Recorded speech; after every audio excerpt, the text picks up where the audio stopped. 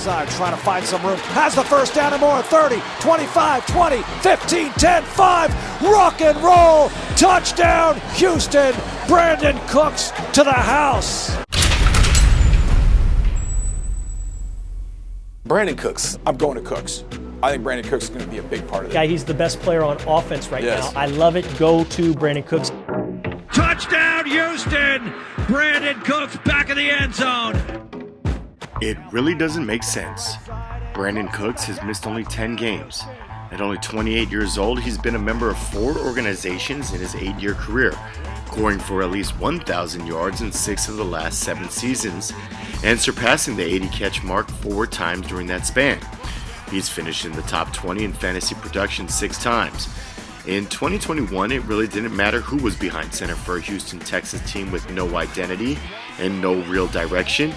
Cooks had a 71% catch rate on throws from Mills, averaging just 10.7 yards per completion, but scoring 5 touchdowns, 1 every 13.8 receptions.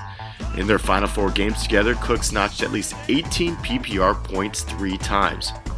The former Oregon State Beaver finished 12th in targets, 10th in target share, 7th in air yards, 13th in receptions, a 96.8% true catch rate, good for 9th.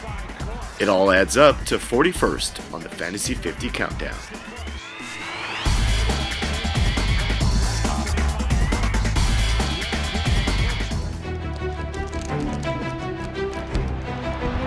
Field looking to throw, going deep down the right side. He's got Robinson. That's a catch. That's a catch.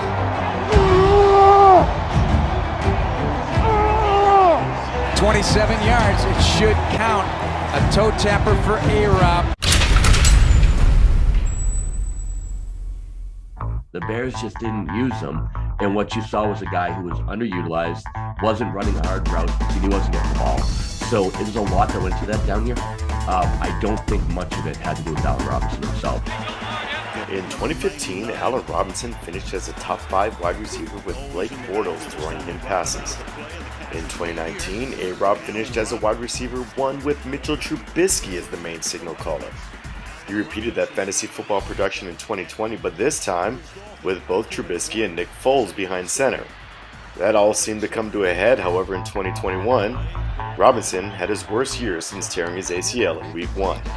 If you think of Robinson in 2021, he just didn't look right. I think a lot of things got to him. I think the contract got to him. He had brought up that he didn't want to be franchise tag. He had already talked about that.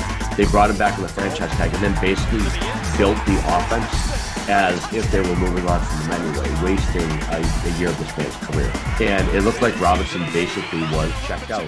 With a new lease on life in Los Angeles, however, things are looking bright for the former Pro Bowler. You know, I look at Allen Robinson and I'm just like, man, he could have a really good year this year. I know Cooper Kupp is there, but developing a relationship with Matthew Stafford, he's never had someone like that.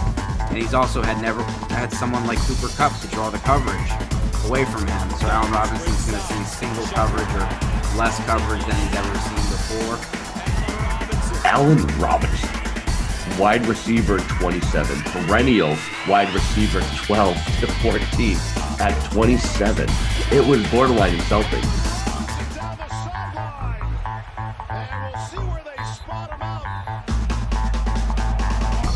Kicker made the top 50. Which kicker was it? 2 seconds on the clock. Little 47-yarder. It'll be Daniel Carlson time for the win. Snap, hold, kick is up. Jackpot, baby! Let's go to Cincinnati! Yeah, baby! The Raiders, ladies and gentlemen, are in the playoffs.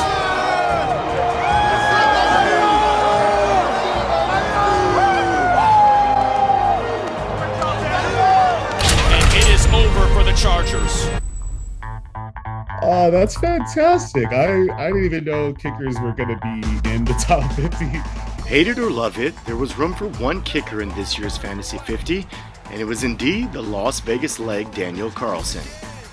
In that particular league, Scott Fishbowl, we were allowed to flex kickers. We had to deal with some COVID IR people having a hard time to put a wide receiver 3 or RB2, RB3 in your flex spot, but you can flex kickers. And not joking, Daniel Carlson won me a couple weeks by doing that down the stretch. Regardless of his position on the Fantasy 50, the jury is still definitely out on kickers in fantasy football. The feeling you get when you're down by 3 and there's nobody else left on your roster to go but your kicker, you're like praying that the defense gets a stop and your boy can put in a 45-yarder and win you the week, you know? It's strange and it kind of feels gross, but that feeling is different. That it makes the field goal, watching the field goal fun again. Daniel Carlson, that's my dude. I will draft him every single year. I love that kid. Fantastic kicker. He's clutch. The fact that he made the top 50, I think, just proves how awesome he is. But I still don't think they matter. Toss comes to the near side for Harris. He runs through a big hole. Damian Harris to the house. Touchdown, Patriots. That's it. That's it. That's how we got to do it, man. One of the biggest narratives on Twitter is like, you can never trust a Patriots running back. You can only not trust a Patriots running back if you don't pay attention to the Patriots. Damian Harris as a lead running back is going to get the predominant number of touches. He's going to get the early down work. He's going to get the goal line work. So it's one of those teams where I think people psych themselves out so much because of the Belichick factor. Whether it be the Patriot way or James White and Ranshad Stevenson lurking behind on the depth chart, Damian Harris was not high on many people's draft boards. That proved to be a mistake. Harris garnered over 55% of the red zone carries, converting 36 attempts into 12 touchdowns.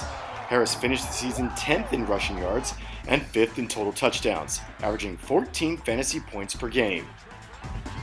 People definitely slept on Damian Harris last year, and it's just because he's not a sexy pick. He doesn't catch passes. So everything comes on the ground, and then you become a little bit touchdown reliant.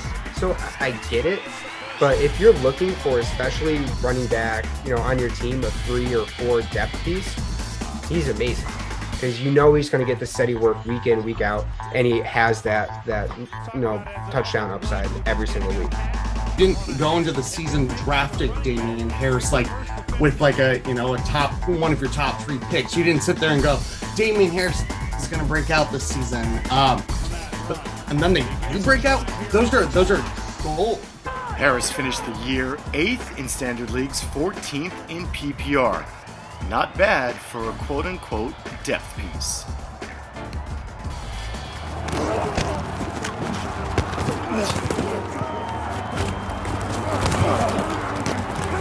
You have a guy who honestly is ready to take over. It was the tale of two halves for the New England Patriots' latest rookie running back. Through the first 8 games, Ranshad Stevenson played in 4 games, rushing for 74 yards on 25 carries.